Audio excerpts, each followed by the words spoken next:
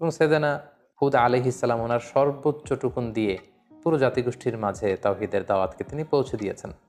সূরাতুল আরাফ আল্লাহ তাআলা ইরশাদ করছেন, ওয়া ইলা আদিন আখাহুম হুদা, আমি আদ জাতির কাছে তাদেরই একজন ভাই, অর্থাৎ তাদেরই একজন লোক হুদকে নবী হিসেবে প্রেরণ করলাম। আমরা জানি যে কালামুল্লাহ মাজিদে প্রতিটি জাতিগোষ্ঠীর ক্ষেত্রে আমরা দেখেছি ভিনদেশী কোনো লোককে আল্লাহ তাআলা নবী হিসেবে অ্যাসাইন করেননি, কখনো করেননি।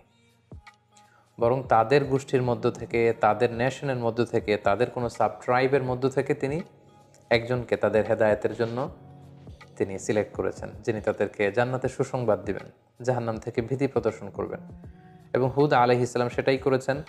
তাদের মধ্য থেকেই তিনি নবী হিসেবে এসেছিলেন এবং সব নবীরা যে তাওহীদের দাওয়াত দিয়েছেন, সাইয়েদানা হুদ আলাইহিস সালাম সেই তাওহীদের দাওয়াতই তার জাতিগোষ্ঠীর কাছে তিনি পেশ করেছেন। তিনি বলেছেন, ইয়া কওমি আবুদুল্লাহ মা লাকুম মিন ইলাহিন গায়রু আফালা তাত্তাকুন, হে আমার জাতিগোষ্ঠীর লোকেরা, তোমাদের কি হলো?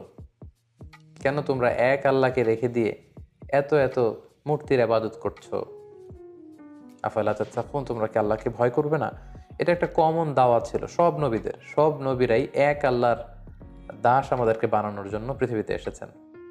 আমরা যেন হাজার হাজার রবকে ছেড়ে দিয়ে, হাজার হাজার মূর্তিকে ছেড়ে দিয়ে, পৌত্তলিকতা ছেড়ে দিয়ে আমরা যেন এক আল্লাহর বান্দায় পরিণত হতে পারি, এটাই ছিল সব নবীদের মিশন এবং ভিশন।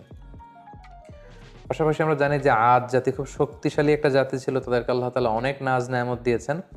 তো সাইয়েদানা হুদ আলাইহিস সালাম এই নাজ নেয়ামতের কথা স্মরণ করিয়ে দিয়েও তাদেরকে তাওহীদের দিকে দাওয়াত দিয়েছেন। তিনি বলেছেন, ওয়াযকুরু ইয জাআলাকুম খুলাফা মিন বা'দি কওমি নূহ, অর্থাৎ হে আমার জাতিগোষ্ঠী, তোমরা কি দেখছো না যে নূহ আলাইহিস সালামের পরে আল্লাহ তোমাদেরকে পৃথিবীতে সম্মানিত করেছেন। নূহ আলাইহিস সালামের কওমকে আল্লাহ তাআলা মহাপ্লাবন দিয়ে ধ্বংস করেছেন। সো তারা তো তোমাদের অ্যানসেস্টর ছিল, তোমাদের পূর্বপুরুষদের কি ভাগ্যে কি ঘটেছে এটা তো তোমরা দেখেছো। সো এটা দেখেও তোমরা কেন শিক্ষা নিবে না? এবং ওয়াজহাদাকুম ফিল খালকি বাসতা, আল্লাহ তোমাদেরকে সুঠামদেহী করেছেন, শক্তিশালী করেছেন।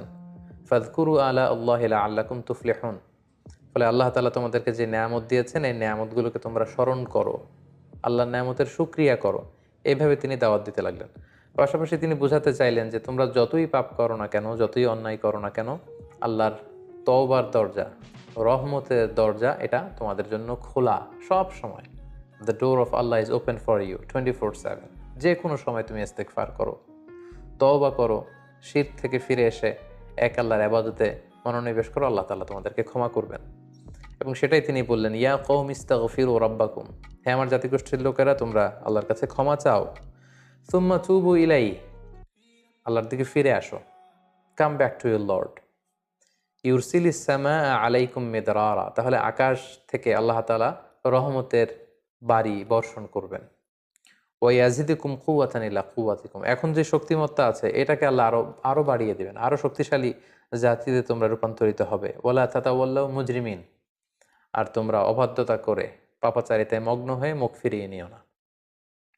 সাইয়েদনা হুদ আলাইহিস সালাম এভাবে তিনি জাতিগোষ্ঠীর হেদায়েতের জন্য দাওয়াত দিতে লাগলেন, তাওহীদের বাণী তিনি শোনাতে লাগলেন।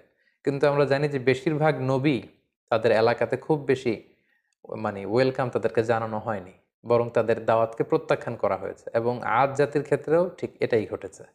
তাদের রেসপন্স কেমন ছিল এই দাওয়ার পরে আমরা সেটা যদি দেখি, তাহলে কালামুল্লাহ মাজিদ আমাদেরকে বলছে তাদের রেসপন্স ছিল এরকম, ক্বালু ইয়া হুদু মা জি'তানা বিবাইয়িনা, হে হুদ, তুমি যে নবী কি প্রমাণ আছে? আমাদের তো বিশ্বাস হয় না। ওমা নাহনু বিতারিকি আলিহাতিনা আন কওলিক, তোমার এই কথায় তো আমরা আমাদের বাপ দাদা রেখে যাওয়া মূর্তিগুলোকে ছেড়ে দিতে পারি না। তুমি কি বলতে চাচ্ছ যে আমাদের পূর্বপুরুষরা ভুল করে গিয়েছে? আমরা তো এগুলো ছেড়ে আসতে পারি না। ওমা নাহনু লাকা বিমুমিনিন, তোমার কথায় আমরা বিশ্বাস করি না। তারা আরো বলতো, ক্বালু আজি'তানা লিতাফিকানা আন আলিহাতিনা, হে হুদ, তুমি কি আমাদের ইলাহ বা উপাস্যদের থেকে আমাদের মুখকে ফিরিয়ে নিতে চাচ্ছ, সরিয়ে দিতে চাচ্ছ? আর তুমি বলছো যে আমরা যদি মূর্তির পূজা ছেড়ে না দিই তাহলে আযাব আসবে। ফাআতিনা বিমা তাঈদুনা ইন কুনতা মিনাস সাদিকিন, তাহলে আযাব নিয়ে আসো, দেখাও, দেখি তোমার সাধ্যে কতটুকু কুলায়, তুমি কত বড় শক্তিশালী হয়েছো, তোমার আল্লাহর ক্ষমতা কতটুকু আমাদেরকে পারলে দেখাও।